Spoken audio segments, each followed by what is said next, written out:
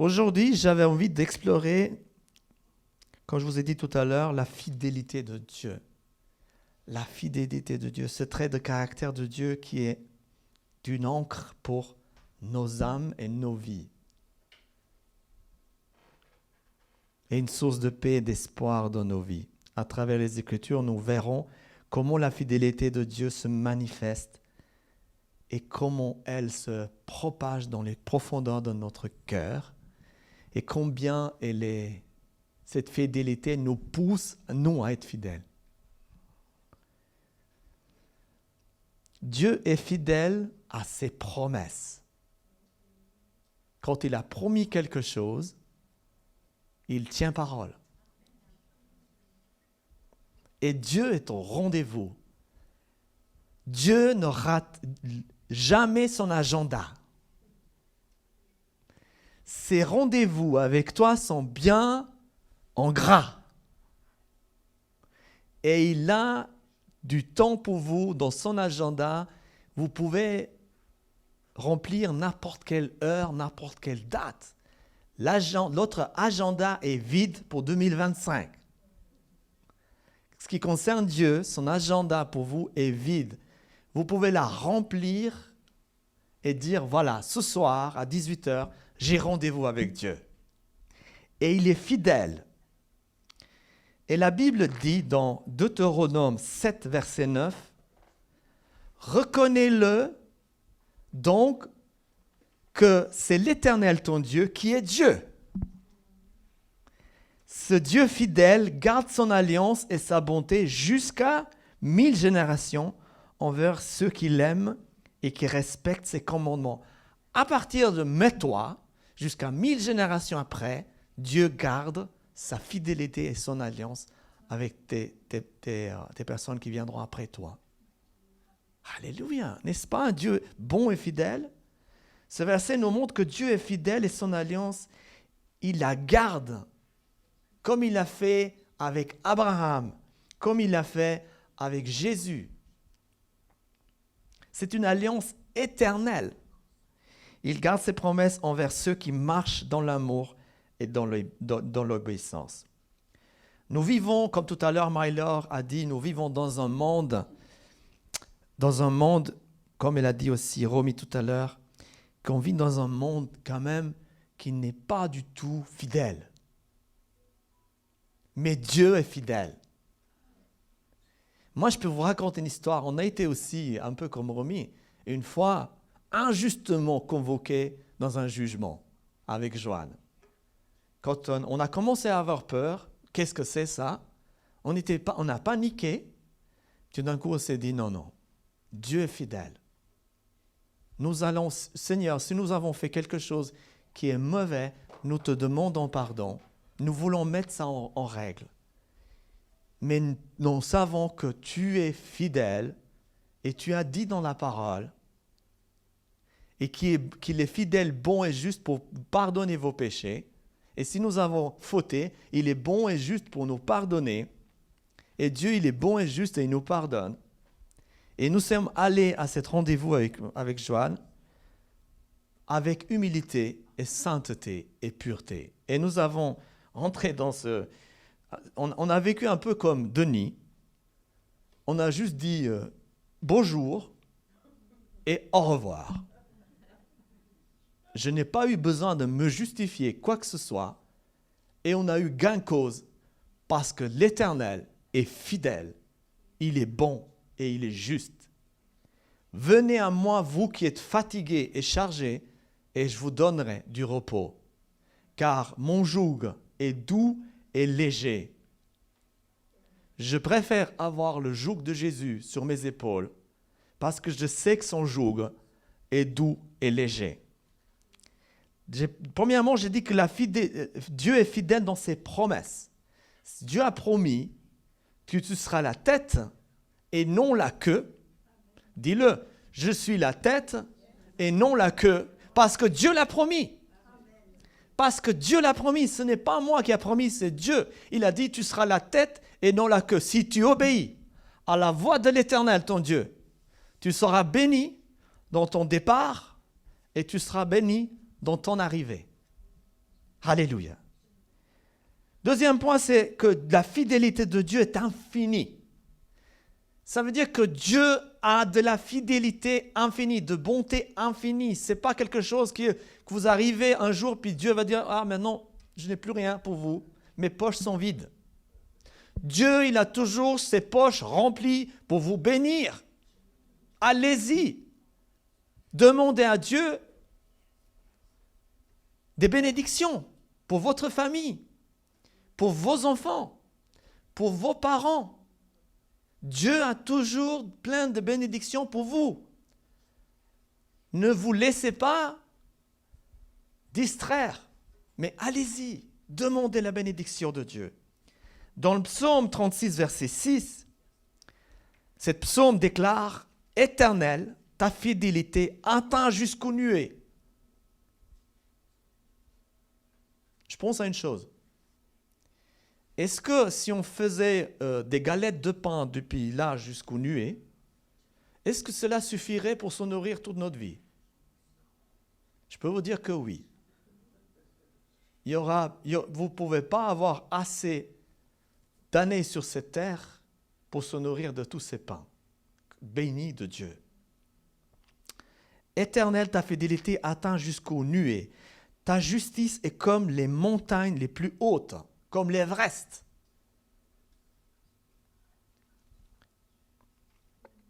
Tes jugements sont comme les grands abîmes.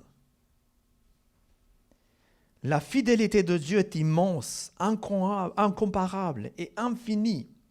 Elle est une montagne inébranlable et un refuge sûr. Imaginez-vous au sommet d'une montagne contemplant le ciel sans fin. Vous savez, aujourd'hui, on essaie d'observer l'univers. Et puis, à un moment donné, l'univers continue, mais à un moment donné, on ne peut plus observer. Parce que c'est tellement immense. Et c'est comme ça que la fidélité de Dieu est immense pour vous. Sa fidélité, sa bonté est immense pour vous. Imaginez-vous au sommet de cette montagne. Lorsque nous faisons face à des doutes et des défis, rappelons-nous que Dieu est constamment immuable. Dieu ne bouge pas.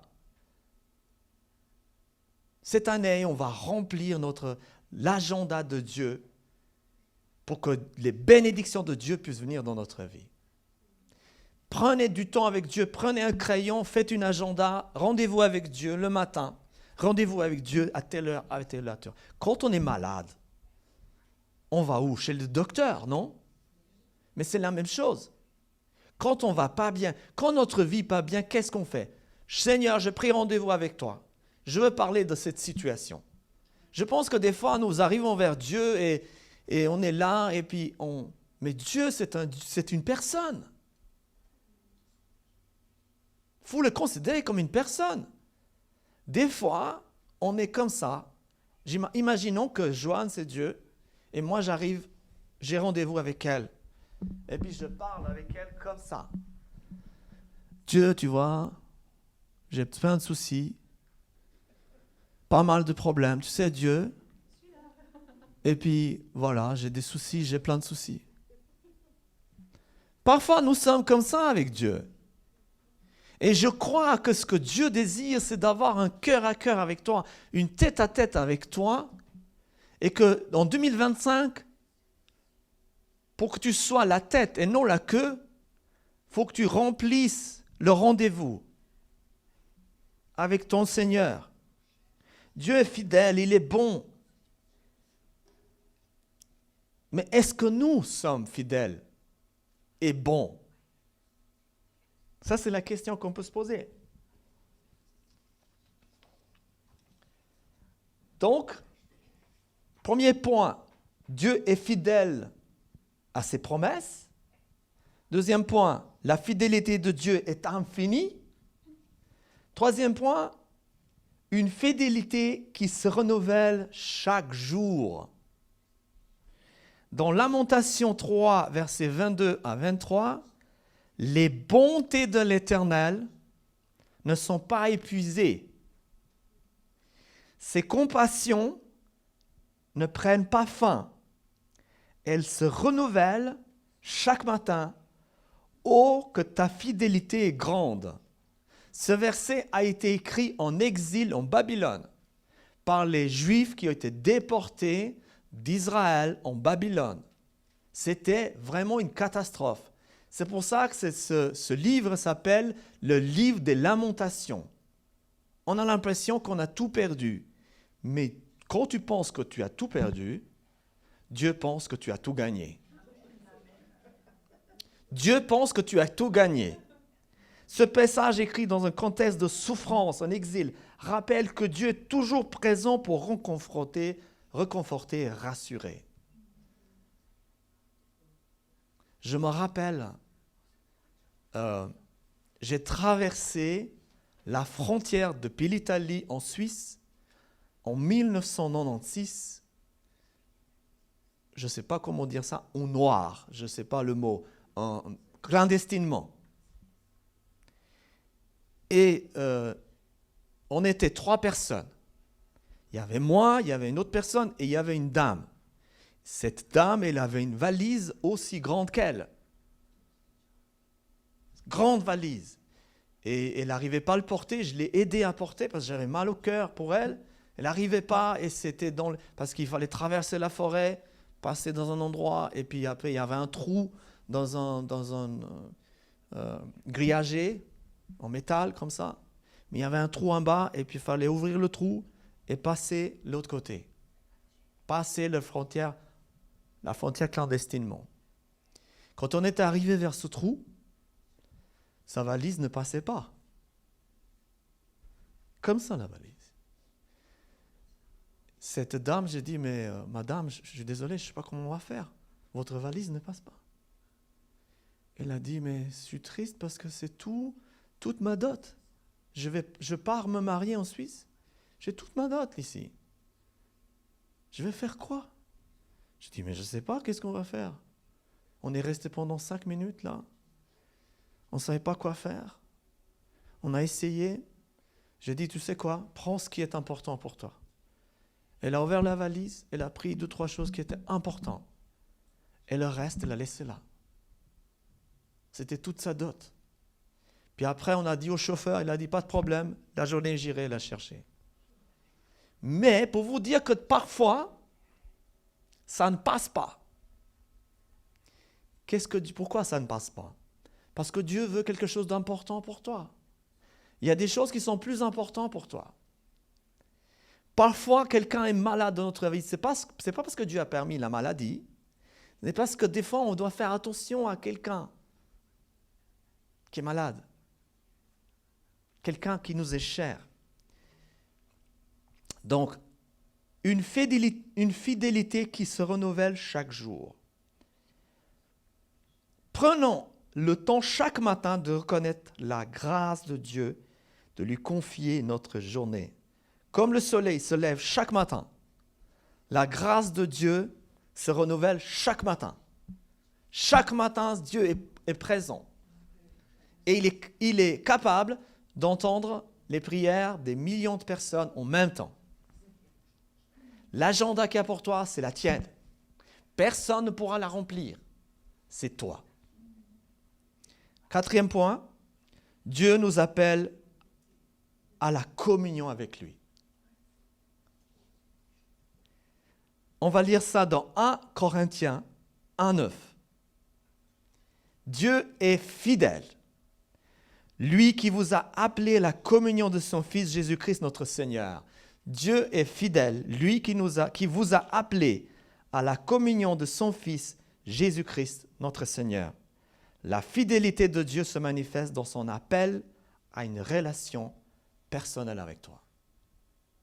Dieu cherche jour et nuit de te rencontrer. Il a dit, celui qui m'adore, il m'adore en esprit et en vérité. Comment répondrons-nous à cet appel? Dieu nous appelle, mais comment on va répondre? Avons-nous consacré du temps à approfondir notre communion avec Dieu la semaine passée? Ok, ce qui est fait est fait, mais maintenant, qu'allons-nous faire? Est-ce que nous allons le rencontrer chaque jour? Le 5e point, et c'est le dernier point, c'est Dieu reste fidèle même quand nous sommes infidèles. Dans 2 Timothée 2,13, si nous sommes infidèles, 2 Timothée 2,13, si nous sommes infidèles, lui reste fidèle, car il peut se renier, qu'il ne peut pas se renier lui-même. La nature de Dieu est fidèle. Même lorsque nous échouons, nous égarons, nous sommes sur TikTok, sur YouTube, sur Snapchat, je ne sais pas quoi. Dieu reste fidèle. Comme un parent aime, comme Joanne elle a raconté tout à l'heure, elle a dit « J'aimais bien voir mes enfants ». On n'a pas parlé de mon message. Hein. Elle ne savait pas de quoi je vais parler. Mais c'était exactement ça. C'est comme on attendait les gosses quand ils se réveillent le matin. Dieu, il attend que tu te réveilles le matin. Il dit « Oh, alors, attends, c'est le bon moment là. Qu'est-ce qu'il va faire? Il va couler un café. Chut, il n'y a plus plein de bruit dans la cuisine. Qu'est-ce qu'il va faire encore? Il va mettre ses chaussures, va aller au travail. Peut-être dans la voiture, il va parler avec moi. Dans la voiture, il met la musique. Ok, c'est déjà bien. Il me loue, c'est bien. Dieu veut parler avec toi. La nature de Dieu est fidèle. Si nous sommes tombés souvent, souvenons-nous que Dieu, lui, est prêt à nous relever. Alléluia! La fidélité de Dieu est une source d'espérance et de confiance. Elle nous appelle à lui faire confiance, à obéir à sa parole et rester fidèles à notre tour. À la fin de ce culte, je vais vous montrer de faire quelque chose, mais je vais prier. Maintenant, vous avez reçu chacun un verset. Et dans ce verset, il y a un petit numéro rouge. Vous avez vu, il y a un petit numéro rouge. Alors, on va prendre un petit temps, mais après, je vais prier. On va prendre un petit temps, mais je vais d'abord prier. Père céleste, nous te remercions pour ta fidélité qui ne faillit jamais. Nous te remercions pour ta bonté et ta sainteté. Et Seigneur, je te demande de nous aider à ancrer notre foi en toi, même dans les moments d'incertitude, dans les moments difficiles, dans les défis de la vie. Aide-nous à être toujours au rendez-vous avec toi pour que nous puissions être bénis comme la parole le dit. Donne-nous la force de marcher dans l'obéissance, la confiance, sachant que tu es constant et immuable, Seigneur. Père, pour ceux qui traversent des périodes difficiles, je te demande que tu sois un soutien puissant pour eux. Seigneur, je te demande que tu leur montres que tu es un Dieu fidèle. Révèle-toi comme un refuge sur la montagne inébranlable. Renouvelle leur force et leur espérance chaque jour. Seigneur, merci de nous rappeler la communion que nous devons avoir avec toi. Merci pour Jésus qui est venu sur terre et qui nous a montré le chemin, la vérité et la vie. Nous te louons pour ce que tu es, Seigneur. Je vais te confier ma vie à nouveau. Et en 2025, je vais prendre plus du temps avec toi. Merci pour tout, Seigneur. Dans le nom de Jésus-Christ. Amen.